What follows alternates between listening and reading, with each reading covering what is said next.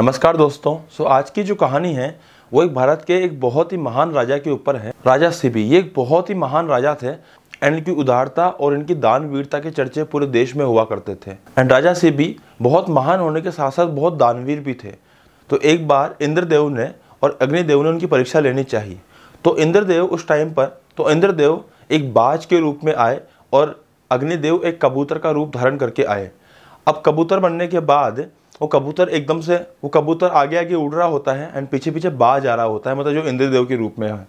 अब कबूतर एकदम से राजा शिबी के दरबार में आ जाता है एंड चिल्लाने लगता है कि महाराज मुझे बचाओ, महाराज मुझे बचाओ। अब राजा बोलते हैं कि तुम्हें क्या हुआ है, तुम्हें क्या हुआ है। तो कबूतर बोलता है कि जो बाज आ रहा है वो मुझे खाना चाहता है एंड आपके राज्य में हर एक जीव को जीवित रहने का अधिकार है। तो ये जो बाज है ये मुझे खाना चाह रहा है, मुझे इस बात से प्लीज़ बचाओ।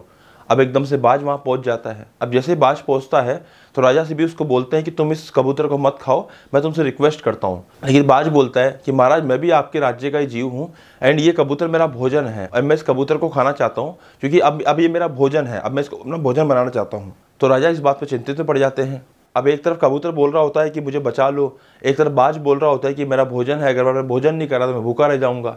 तो राजा धर्म संकट में पड़ जाते हैं। फिर राजा कबूतर को फिर भी बाज को समझाते हैं कि तुम इसको छोड़ दो, इसके बदले में मैं तुमको स्वादिष्ट भोजन दूंगा। लेकिन बाज एक ना सुनता है और बाज बोलता है कि मुझे यही कबूतर चाहिए क्योंकि इससे ज़्यादा स्वादिष्ट भोजन मुझे और कोई नहीं मिल सकता। फिर राजा बहुत चिंता में पड़ जाते हैं। फिर बाज बोलता है कि एक काम कर सकते हैं, अगर आप अपने पैर का मांस काट के इस कबूतर के वजन का मांस अगर मुझे दे दो तो मैं संतुष्ट हो जाऊंगा और चला जाऊंगा। तो राजा हाथों हाथ रेडी हो जाते हैं।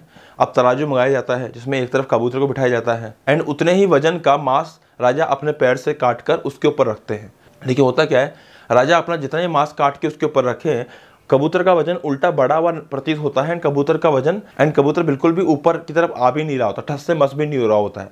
अब राजा बेचारे अपने पैर का मांस लगातार काटते होते हैं। फिर अंत में राजा ये डिसाइड करते हैं कि वो खुद ही उस तराजू में बैठ जाते हैं। जैसे उसमें बैठते हैं पूरे मंत्रीगण, पूरी प्रजा सब परेशान हो जाते हैं एंड उसी समय इंद्रदेव और अग्निदेव अपने असली रूप में आ जाते हैं एंड बोलते हैं कि राजा हम आपकी परीक्षा ले रहे थे एंड आप इस परीक्षा में उत्तीर्ण हुए हैं। उसके बाद वो राजा को और महान रहने उसके बाद इंद्रदेव और अग्निदेव उन राजा को आशीर्वाद देने के बाद वहाँ से चले जाते हैं। तब सोचो हमारे पूर्वज, हमारे देश के राजा कितने महान लोग हुए हैं, हम कितने महान पूर्वजों के संतानें हैं। धन्यवाद।